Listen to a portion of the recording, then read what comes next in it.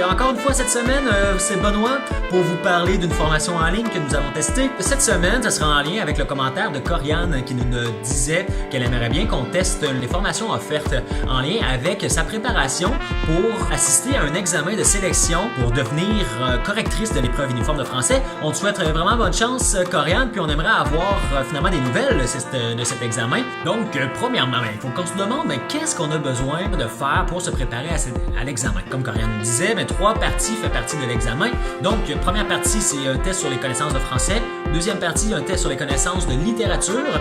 Et troisième partie, un test de correction d'un texte d'étudiant. Et Corianne nous disait que c'était cette partie-là qu'elle avait échoué lors du dernier examen. Donc, on s'est intéressé à comment elle pourrait se préparer à cet exercice de correction. Lorsqu'il est question du français, c'est sûr qu'on peut se fier au site CCDMD, donc le Centre collégial de développement de matériel didactique du Québec.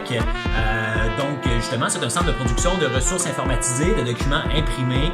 Donc là, l'impression, on s'entend que c'est pas mal terminé. Documents imprimés conçus à l'intention du personnel enseignant et à des élèves de l'ensemble du réseau collégial du Québec. Aujourd'hui, nous allons aller tester le détecteur de fautes sur le site CCDMD. Voici ce que ça donne.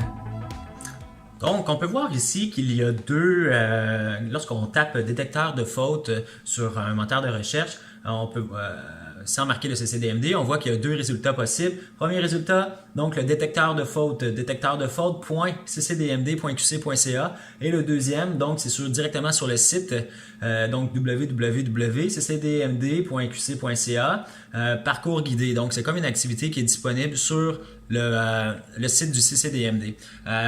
Voilà, donc si on clique ici sur parcours guidé, vous allez voir détecteur de fautes, Donc, nous sommes un détective et nous allons parcourir le détecteur de fautes. Bon, deuxième, vous allez voir ici, détecteur de fautes. Donc, je vais cliquer dessus. Voilà, détecteur de fautes. Premièrement, on s'entend que c'est pas mal plus beau.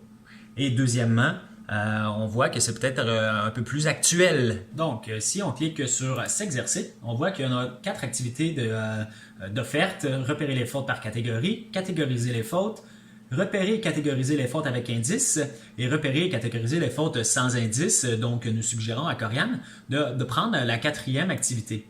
Si on clique dessus, on voit que nous avons 2 niveaux. Donc, le niveau régulier, juste ici, et un niveau de texte qu'on considère maître, ici.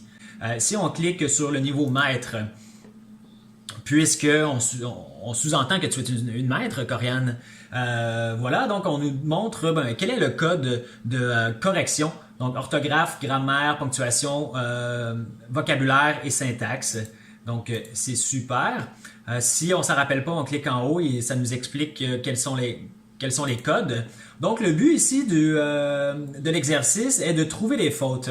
Donc, loin ici, c'est une faute d'orthographe, puisque loin est invariable, et ainsi de suite. Donc, on essaie de trouver les fautes, les 15 fautes au total, comme cela. Donc, avec notre première tentative, on s'est rendu compte qu'on avait seulement trouvé 14 erreurs. Je vous en parle un peu plus tard. On a trouvé ça un petit peu dérangeant, là, on devait cliquer un peu partout pour trouver les autres erreurs, parce qu'il n'y a pas de bouton valider. On en reparle plus tard. Donc, somme toute, Corianne, c'est un très bon exercice d'aller sur le CCDMD, le détecteur de fautes, le deuxième finalement que nous avons présenté ici, et non le premier. Même que, si tu pourrais aller quand même l'explorer, si jamais tu veux faire d'autres textes et faire plus d'exercices finalement pour te préparer pour ton examen, c'est sûr que ça pourrait être bien. Donc, après avoir effectué l'exercice de repérage et de catégorisation des fautes, nous avons quelques recommandations suite à notre analyse.